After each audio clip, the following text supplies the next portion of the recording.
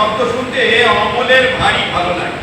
দুপুরবেলা অমলের বাড়িতে যখন সবার খাওয়া দাওয়া হয়ে যায়, অমলের পিসে মশাই কোথায় যেন একটা কাজে বেরিয়ে যান, আর অমলের পিসিমা রামায়ণ পড়তে পড়তে ঘুমিয়ে পড়ে। তখন ওই ঘন্টা বেজে ওঠে, ঢং ঢং ঢং ঢং ঢং ঢং। আসলে প্রহরী এই ঘন্টা বাজিয়ে সবাইকে বলতে চায়, সময় বসে নেই, সময় কেউই চলে যাচ্ছে। কোথায় যাচ্ছে, কোন দেশে যাচ্ছে তা প্রহরী কেউ জানে না, কারণ সেই দেশ শিখে আসে।